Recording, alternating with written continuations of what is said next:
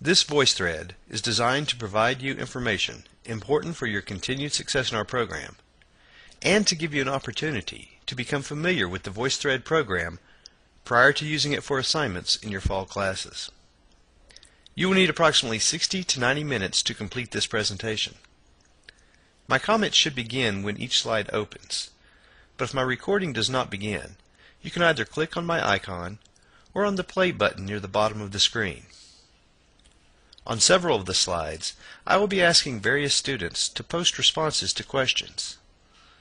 On each slide requiring responses, there will be a list of those students who should respond for that slide. The students' names will be in a bold red font. Of course, any student is welcome to post their comments or respond to others' comments on any slide. If you are having difficulties with VoiceThread, please email me so that I may be able to help you work through any problems. Also, although you are encouraged to leave a voice recording, you may also choose to leave a text message instead.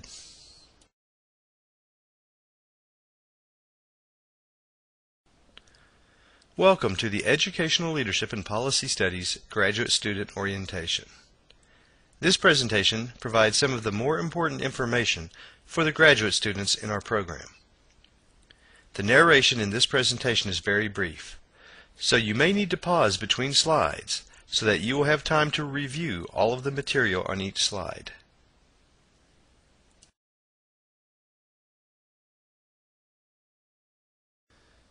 The mission of the Educational Leadership and Policy Studies Department, more succinctly known as ELPS or ELPS, is shown here. Please take a moment to review this mission. I would like for the students listed in the middle of the slide to give an example of either a knowledge, a skill, or a value which you expect to learn more about during your studies in this program. This slide refers to leaders as servants of organizations. The students listed at the bottom of the page should briefly explain what they think the phrase servant leadership means.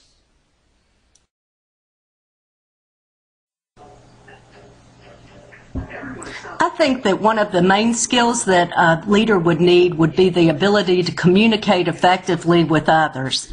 That would be effectively with other staff as well as staff in other organizations. Thanks.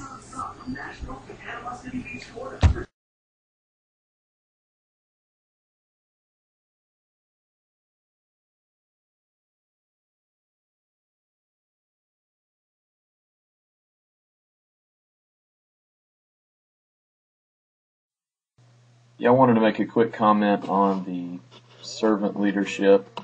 I think anytime that you're in a position of leadership, you need to always remember that the purpose of that is to serve others.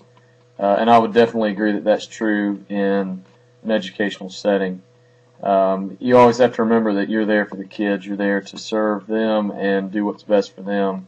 I think a lot of times it's easy to forget that role when you get so caught up in these leadership aspects that you forget the real cause of why you're doing what you're doing.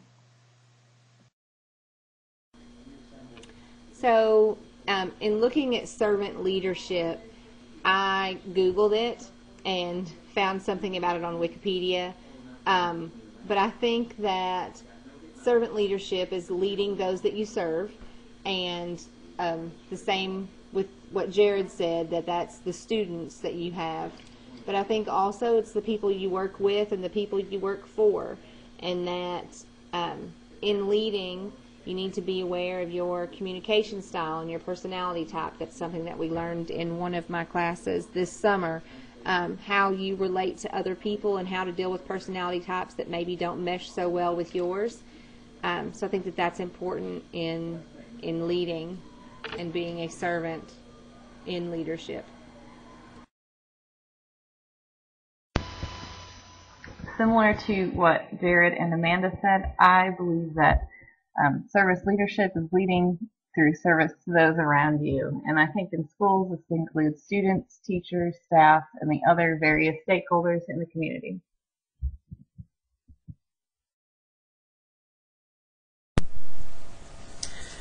I hope to learn more about how we can effectively motivate teachers without coming across as talking down to them.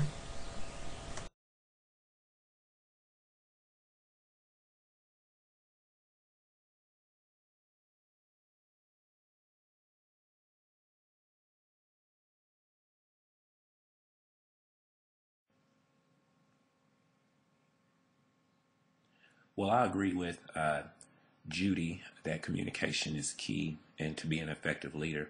And I also believe that a few of the skills needed that I hope to learn and gain from this program is how to effectively motivate and evaluate teachers so they can be effective in the classroom to improve academic achievement for all students.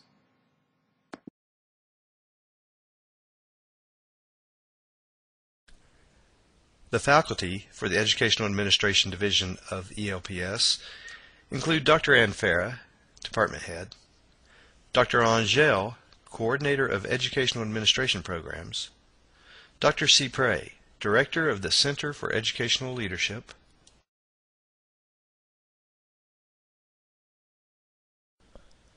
Dr. Darrington, and Dr. Dehart.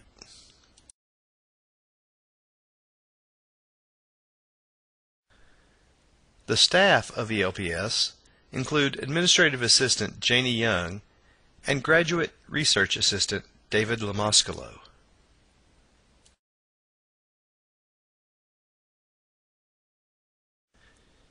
In order to register for classes, several steps must be followed.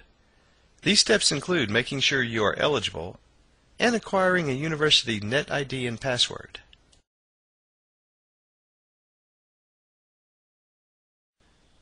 Your course of study will indicate which classes you need to take each semester.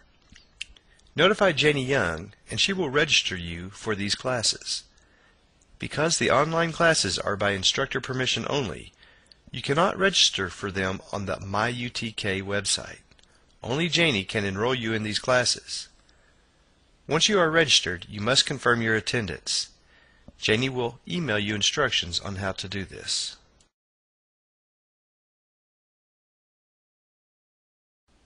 Finally, confirm that the bursar has your correct billing address and pay your fees. Once again, it is very important that you confirm your attendance so that your schedule is not canceled.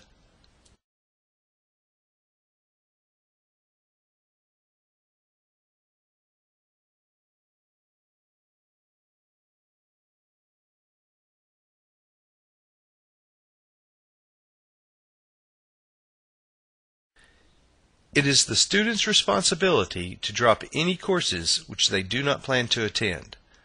Otherwise, a grade of F will be assigned, and the student will be charged the appropriate fees for the class.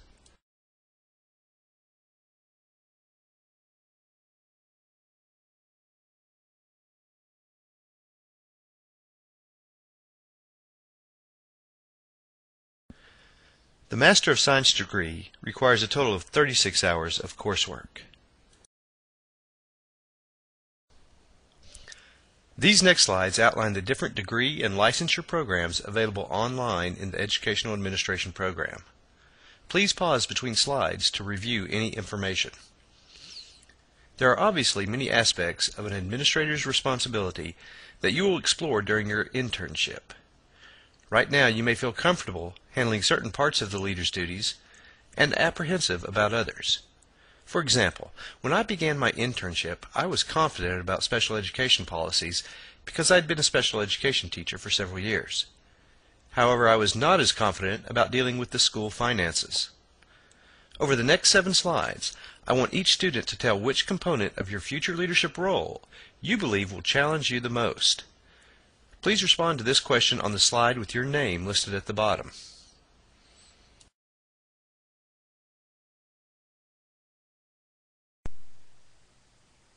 I think that special education will be my challenge because I've not worked in special education other than inclusion classes.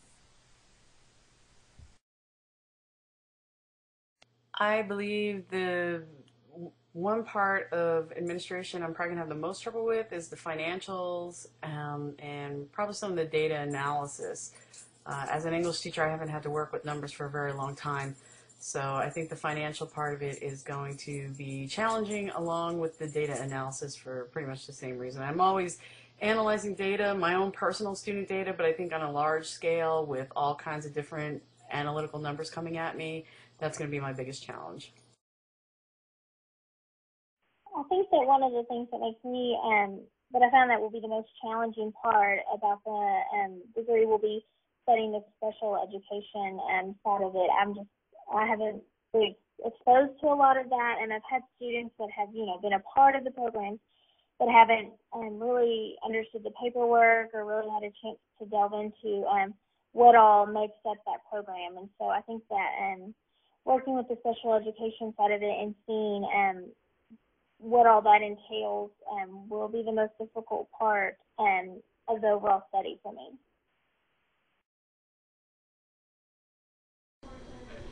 I think that one thing that I will have the most trouble with or see as the biggest challenge is relating to teachers in the classroom.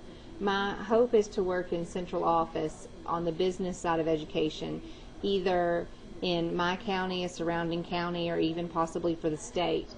And I think that I'll be fine with the paperwork and with the business stuff. It's just I don't have any classroom experience, and so that's something that I think that I will have the most difficulty with, or I see that as the biggest challenge for me.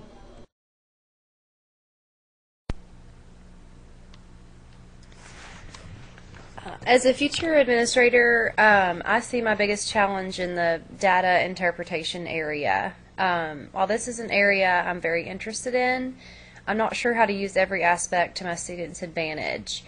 I do often analyze data for my students' performance, especially in the TVAS system for TCAP performance and achievement. However, I want to know how to better use that information, and I want to be able to easily instruct the educators in my building to do the same to increase student performance.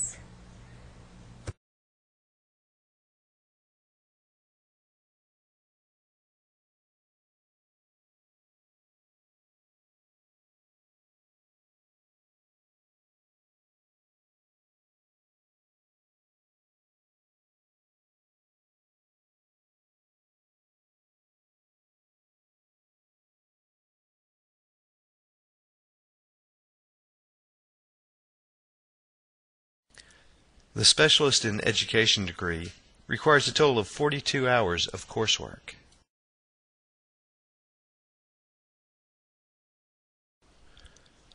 Like the Master's degree, the Specialist in Education degree requires completion of specific forms prior to graduation, as well as a comprehensive internship. Those students pursuing a specialist degree listed here should relate which part of their internship worries them the most right now.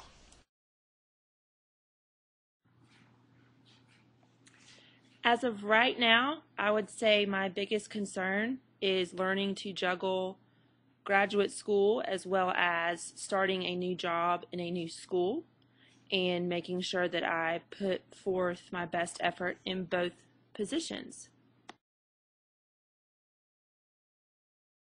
I think the thing that worries me the most is just the sheer hours. The requirement is 400 hours, and I'm just shy of 300 hours.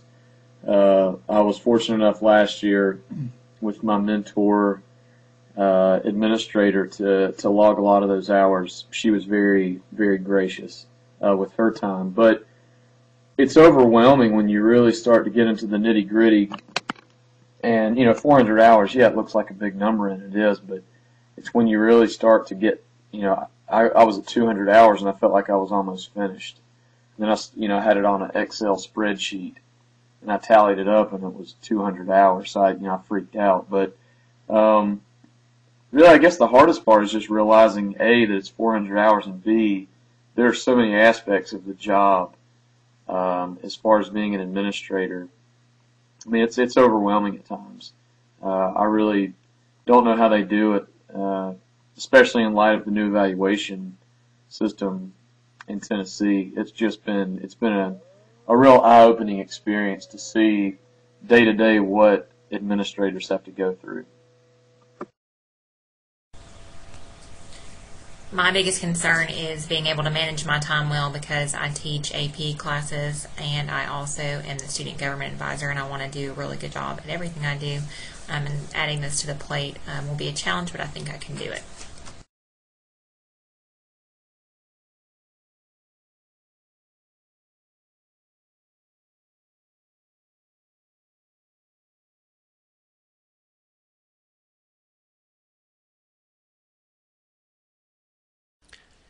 Students seeking the EDS degree must also complete an additional research class as well as complete a research project.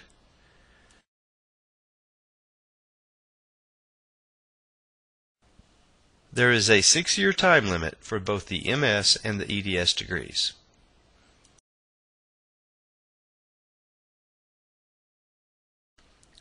The Pre-K-12 licensure certificate requires a total of 21 hours of coursework. Those students pursuing an administrative licensure only should relate which part of their internship worries them the most on this slide.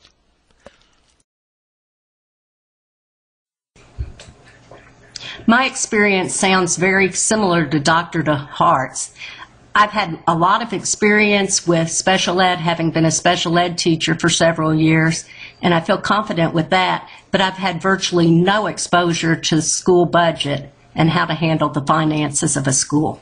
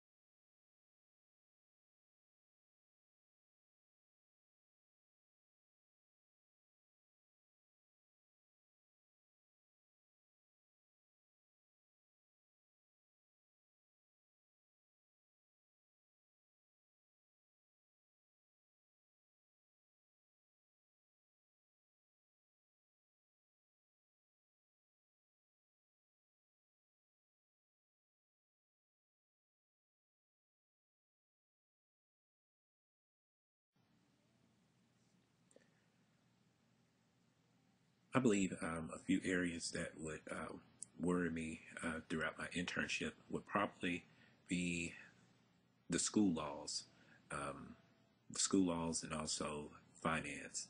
I haven't had the opportunity to work in that capacity in the school system, so definitely the school law and also the financing aspect, the financial aspect would worry me for my internship.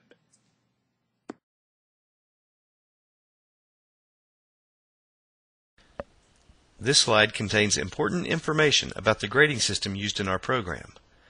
Take a moment to review this information.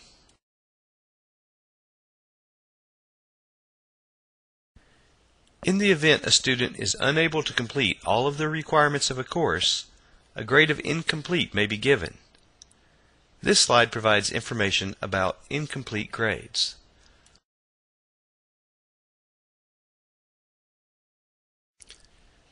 Educational administration students are assessed annually based on their academic progress and on the NCATE dispositions.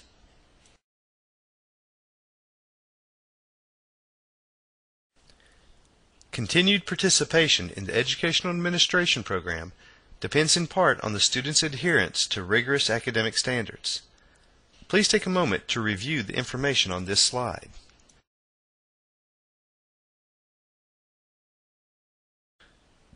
Students may be placed on academic probation if their GPA falls below a 3.0.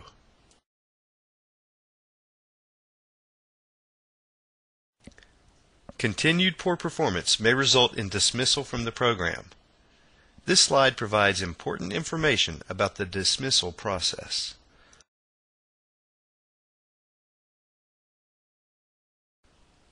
By applying for admission, a student affirms that they will adhere to the honor statement shown here. Stacy, Steve, Casey, Christina, and Nikki, I would like for you to respond to the following question. In today's world of high-stakes testing, what connection does academic honesty have with teacher and student accountability?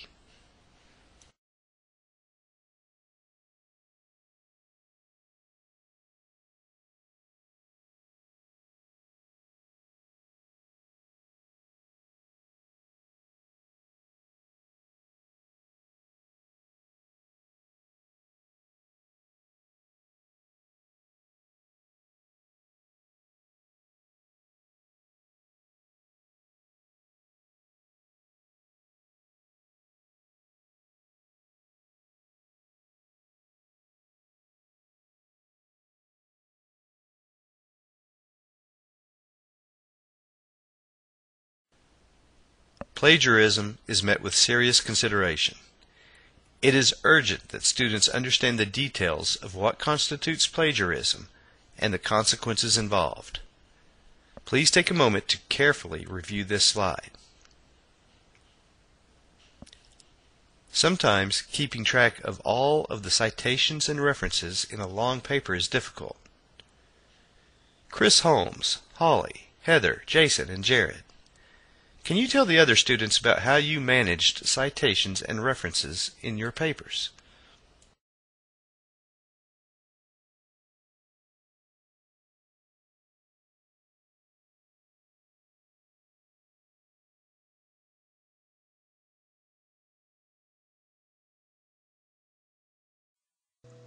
Yeah, this is my second year in the EDS program, and to this point, a lot of the papers that I have written have been pretty much half personal perspective based on experience, especially during my internship, and the other half usually makes reference to some text that we've used in the class. As far as that goes, really, it's not that hard to keep it in line. I mean, I'm not going to say I've never accidentally plagiarized, but as far as this program, I feel like I've done a pretty good job of just being diligent about correct citations and following the APA format.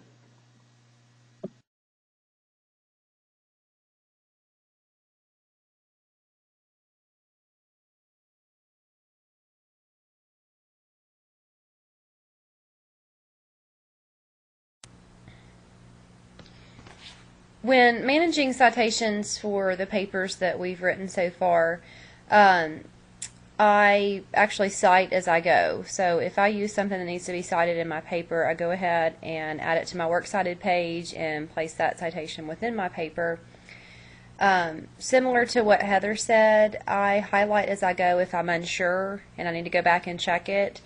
And then for every single source, I double check the format and the citation style for APA with the Purdue Online Writing Lab. That's a resource that Dr. DeHart provided us with this summer to make sure that I'm doing it correctly.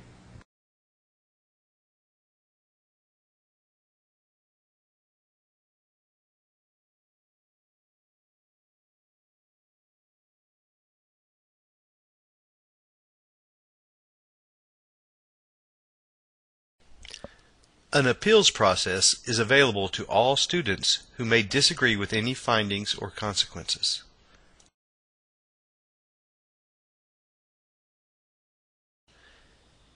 Many forms are available on the ELPS website, including the graduate student forms shown here.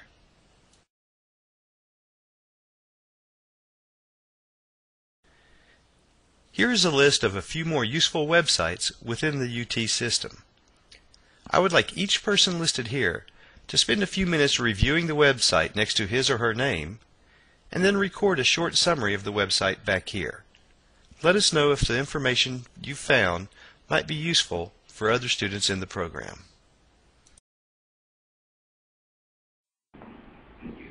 I accidentally recorded my information on the following page, so please ignore that when you come to it, and I'll tell you about my site here. My site was www.lib.utk.edu/refs/gradservices.html.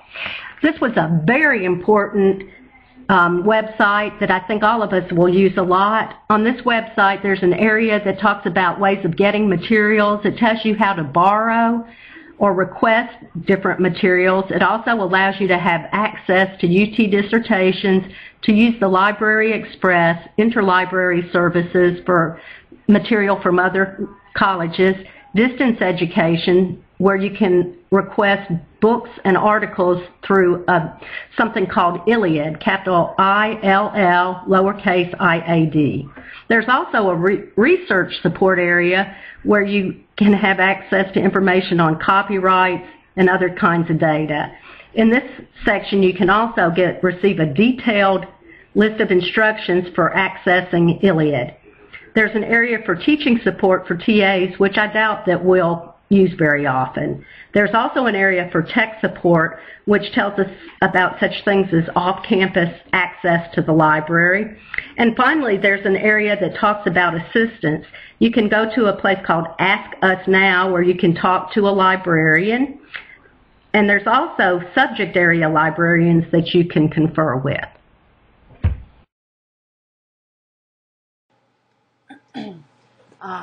My website was the lib.utk.edu website, which is just the general library website. And after just a few moments of kind of poking around on the website, I found it to be extraordinarily useful. There's lots of good information there. There's links there where you can link directly to the email address for the subject-specific librarians. They have a chat bubble, so if you're at home and you're working on your computer and you want to chat live online, you can chat live online with them. It's got a lot of good information. It was very user-friendly, and I found it very easy to use. They have a lot of information. They also have links to the database at the school, and like I said, you can get into all the subject-specific areas in the library. So I think we will all be using it quite a bit. The graduate school website has a lot of general information, and it seems like a good starting place to find information on things that we might need at the graduate school. They have a list of different events and announcements that might be pertinent. They also have links to other things like the graduate council, different forms we might need. So this would be a good starting place if you're looking for information on anything associated with the graduate program.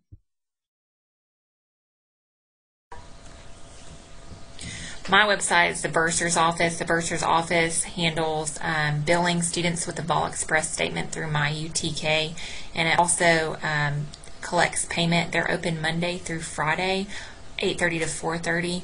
They work with financial aid, but they are not financial aid. So once you receive your award information, then the Bursar's Office will bill you for any remaining fees. Also, if you get excess funding, you set up a refund through the Bursar's Office through direct deposit. They also have a payment plan. If you are planning on paying for your tuition but you can't pay it all at once, you sign up for deferred payment plan where you pay 50% up front and then you pay another 50% of the balance 45 days later, and then you pay the final balance 15 days later after that. They're a very helpful website, and I think that we'll be using it at the beginning of each semester.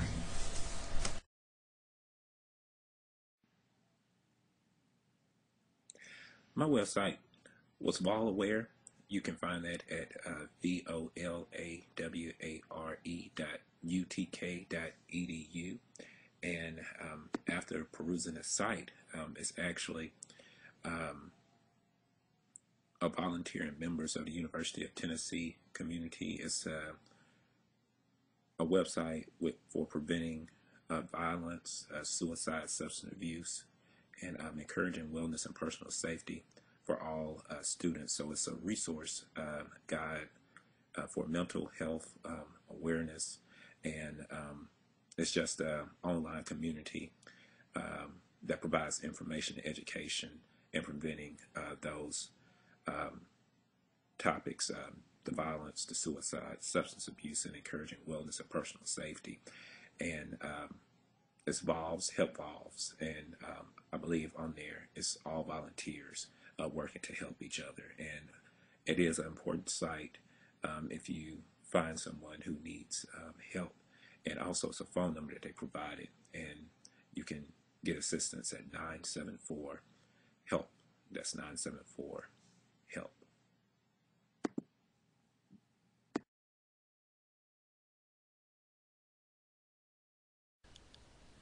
Because online courses are very different from face-to-face courses, students need to adhere to a set of online rules, or netiquette.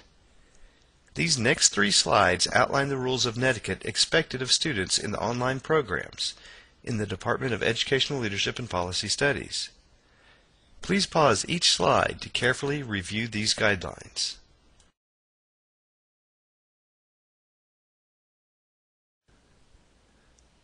The rules of netiquette in this list help to foster improved communication and more effective learning.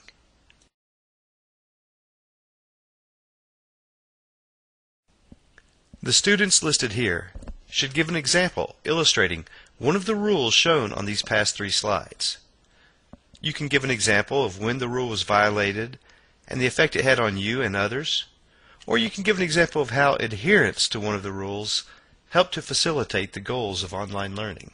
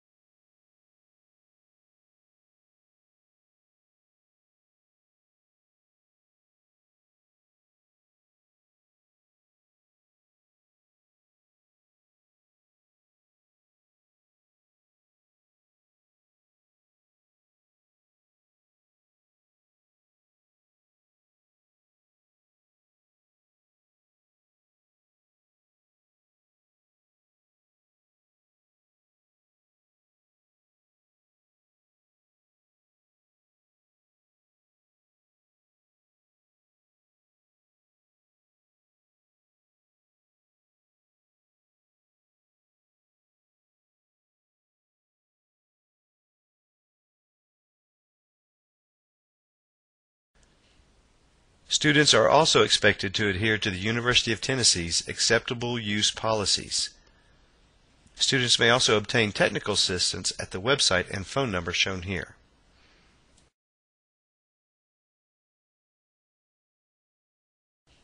Although not part of their grades for classes, creation of an electronic portfolio is a requirement for successful completion of the online programs leading to administrative licensure. Students will be instructed in how to purchase and use a TaskStream account for the creation of this portfolio.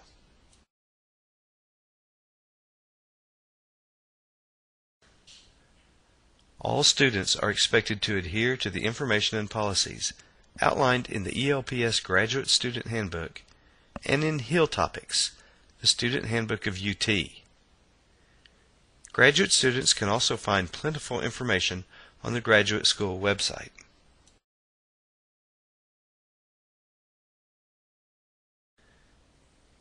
The academic calendars for the upcoming fall, spring, and summer semesters are shown in these next 3 slides.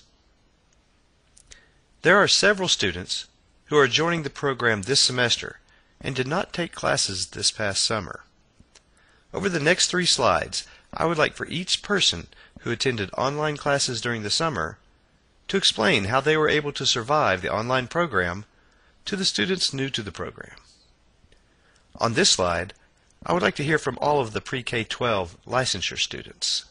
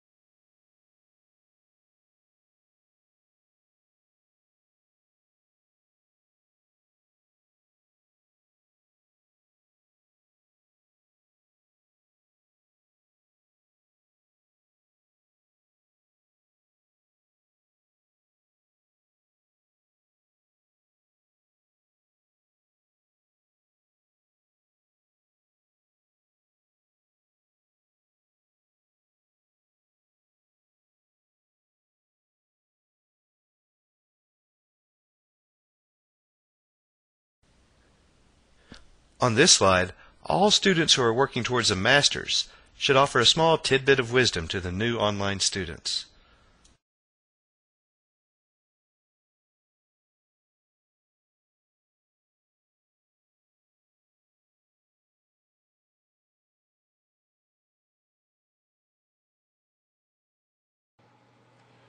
I have to admit, my first week I was completely overwhelmed. It was my first time taking an online course, and not only was I getting used to the course workload, I haven't been a student in a very long time, so I had to get used to the course workload, but I was also getting to know how to use the discussion boards and the wikis and all these other things going on in our excuse me, in our learning environment.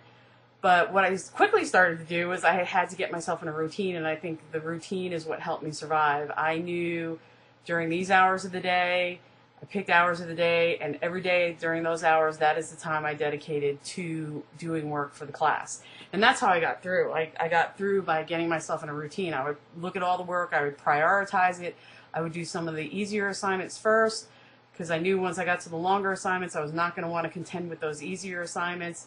And I got into a routine. I prioritized the work, and I got into a routine, and that's what helped me survive. I would agree with Danielle that keeping to a routine is very important in online classes, that each day you need to be working on something so that the work does not creep up on you.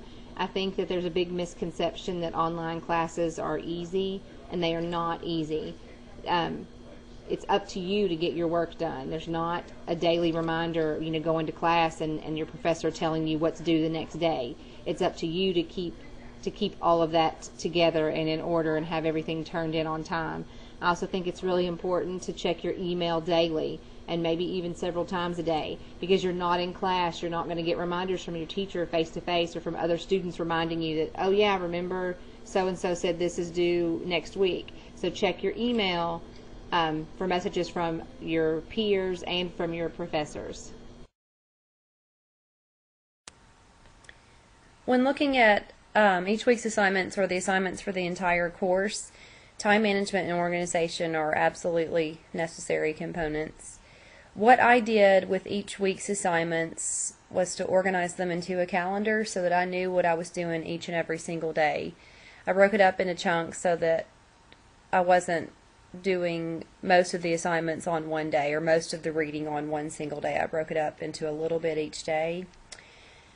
For the larger assignments and the larger projects and reflections and papers, I kept track of the information as I read or gathered that information so that it was much easier to compile when I was ready to do so. I kind of forced myself to stay at least one day ahead of when assignments were due in case emergencies arise. Let's say that something was due on Wednesday, I would tell myself and put in my calendar that it was due on Tuesday so that if something did present itself, I was already finished with that assignment and could deal with it appropriately. It seemed a little bit overwhelming at first when I looked at the information and looked at what was going to be expected of me in the course, but once I got that organized and got a system down, it was very easy to complete.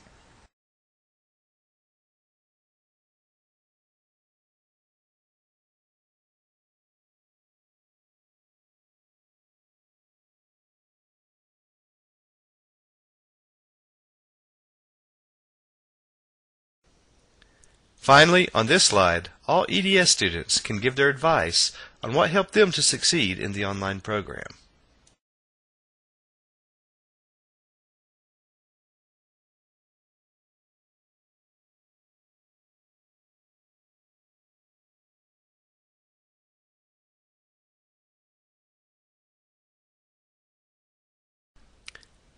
Thank you for completing this online graduate student orientation. If you have any questions or concerns about any of the information from this presentation, or any concerns or questions about VoiceThread, please feel free to email me. What helped me succeed this summer was mapping out all of the assignments that were due each week, keeping up with my assignments on a daily basis, and making sure that my assignments were turned in on time.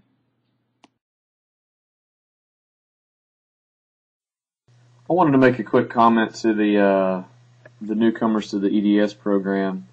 I've been in this for a year, so I don't know what kind of experience you guys bring to the table, but if you need any kind of perspective or just somebody to bounce questions off of that's been in the program for a year, obviously our experience is going to be different because this is now an online format, and for the first year we had physical classes. But if you have any questions, feel free to contact me.